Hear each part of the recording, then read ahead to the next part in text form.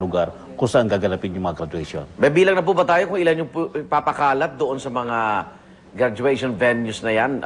Karamihan po sa University of Health. Yes, MPD halos 50% ng ating puwersa ay ilalatag natin para tumulong hindi lang security kundi dito sa traffic dito sa paligid ng mga malalaking eskwelahan. Naku, eto na rin, papalapit na rin yung Oplang Kaluluwa. Nakalatag na rin ho ba yung paghahanda natin, Superintendent? Yes, Igan, tutukan natin kasi inaasahan natin na yung ating mga kababayan sa Maynila ay mapupuntahan ng probinsya. Kaya babantayan natin yung mga public terminal, public transportation terminal para maging ligtas yung kanilang pagbiyahe. Paikutan din natin yung mga lugar kung saan yung mga bahay ng ating mga kababayan ay maiiwan na walang tao. Superintendent Magtibay, yung napanood po natin kaninang very disturbing na video, no, ng mga snatcher na binugbog na, tapos inutusan pang maghalikan.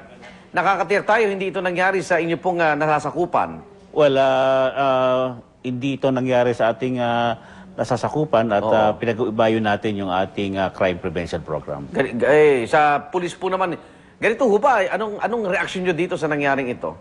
Well, ating kinukundi na ito at kung ito ay mangyayari sa kapulisan natin sa Maynila, ay hindi natin ito kukonsintihin at ating kakasuhan ito para mabigyan ng kaukulang parusa. Naku, salamat naman po. Mensahe po sa publiko, Superintendent. Well, gusto ko lang ipahayag sa ating mga kababayan sa lungsod ng Maynila na nakahanda ang Manila Police District para maging tahimik, matiwasay at maayos yung mga kaganapan, yung graduation, yung Semana Santa at yung kanilang summer activities ngayong taong ito. Okay, maraming salamat po, MPD Director Police Chief Superintendent Rodolfo Magtibay. Samantala, pinag-aaralan na ng Department of Agriculture ang pagbababa ng suggested retail price ng manok at asukal.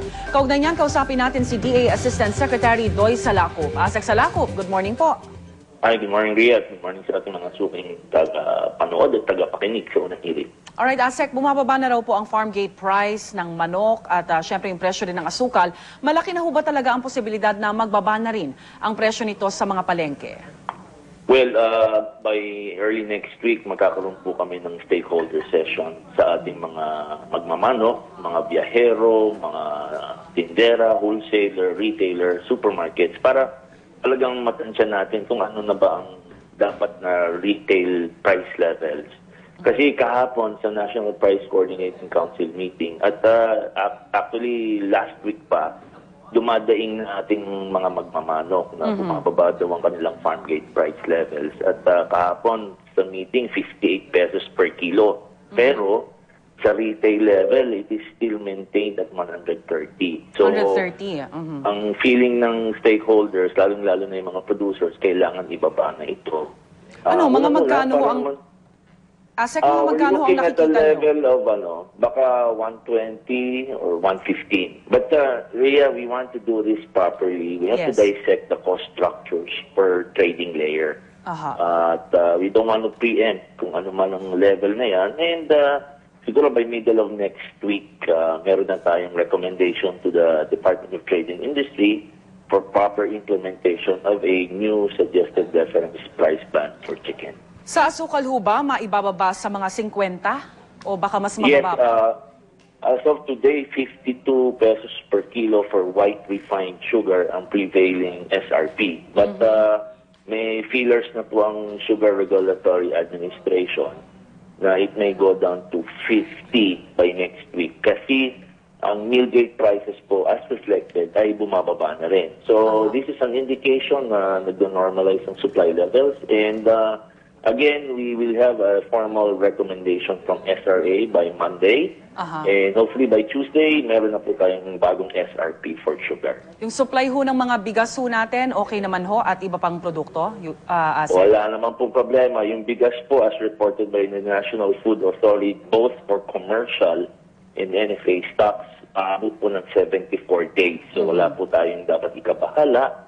Ang gulay po naman is very abundant and alam mo, Rhea, this is a result of how we protect the watersheds in our vegetable-producing areas such as Benguet, Mountain Province, and Ifugao, at dito po sa Southern Tagalog sa Mount Banahaw. Kadahilan ng naproteksyonan natin yung mga watershed areas, may tubig po ang ating mga magugulay. So if you could see in the retail price monitored, this period, nasa 20 to 40 pesos po on the average ang ating mga highland and lowland type vegetables. So, Asek, And that's hindi an pwedeng gawing indication, maraming supply. Hindi po pwedeng gawing dahilan ng El Nino, ha? Ay, Kapagka- hindi Alright. po. Pati nga po si Governor Fongwan ng Benguet, nagsalita na abundant ang supply, lalong-lalo na dun sa La Trinidad Trading Post. So it is no reason to use the El Nino phenomenon as a reason for increasing prices of vegetables. And for fish, Ria, tapos na ko na yung report, kahapon din, at ang ating tilapia at bangus ay very much available. Ito po yung sinasabi naming wage goods with regards to the fish commodity. 80 pesos per kilo ang tilapia, naglalaro sa ganung level, at ang bangus po ay nasa 100 to 110 pesos per kilo. Ria, I'm proud to announce, itong presyo ng isdang ito ay we could say 4 to 5 years ago pa, ganyan na ang price levels niya. So very available po yan, ang ating tilapia, ang ating bangus, stable ang supply at stable po ang prices.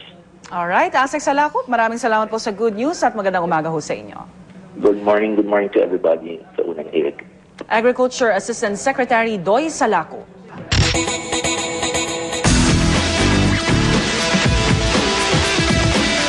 Pinoy boxing fans excited na sa bakbakang Pacquiao-Clottey sa Dallas Cowboys Stadium sa Linggo. Pinusuan ng GMA News ang ating mga kababayan sa kung sino ang kanilang manok sa laban. At mula sa Maynila, may live report si Dante Perello. Dante. Igan, habang papalapit nga ang araw ng laban ng Pacquiao at Clottey ay tumitindi ang excitement ng ating mga kababayan. 2 araw bago ang inaabangang tunggaliang Pacquiao at Clottey, kanya-kanya ng manok ang ating mga kababayan. Tulad ng inaasahan, marami ang naniniwala na muling magtatagumpay ang ating pambansang kamao sa laban. Isa na rito ang grupo ng mga tricycle driver sa UN Avenue sa Maynila na inabutan naming pinagkukwentuhan ang laban ng magaganap habang nagpapalipas ng magdamag. Tinalo na siya ni Cotto Si Cotto, kalaban dati ni Clottey. Tinalo ni Cotto si Clottey. Ibig sabihin, kaya sa talong ni Manny Pacquiao. Bagamat mas matangkad at di hamak na malaki ang pangangatawan ni Clottey, mabagal naman daw itong kumilos. Kaya wala pa rin daw itong panama sa liksi ni Manny. Talagang magaling naman talaga si Pacquiao Kahit sino makakalaban, talagang doon ako. Pero ang mamang ito nakabilang sa grupo ng mga taxi driver sa isang kapihan sa May Calao Street, iba ang paniwala. Clottey muna tayo ngayon. Basta pa sa paramdam ko, matatalo si Pacquiao ngayon. Pakiramdam ko lang. Bakit so? Yung katawan? Sa katawan, malaki at matigas. Malakas din siya. Duda rin ang barangay tanod na si Mang Luis kung mananaig ang pound for pound king. Bagamat aminado siya na Llamado ang pambansang kamao, hindi pa rin daw nakasisigurado si Manny.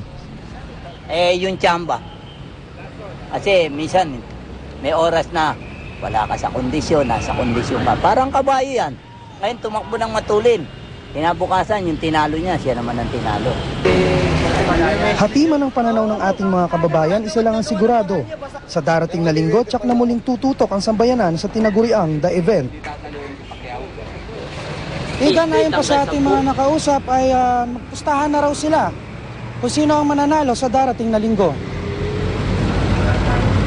Okay, maraming salamat Dante Perello. Nagulat po live mula sa Maynila. Serye na aftershock sa Chile, umabot hanggang sa magnitude 6.9. At ilang eksena sa ikatong bahagi ng vampire movie series na Twilight, sisilipin.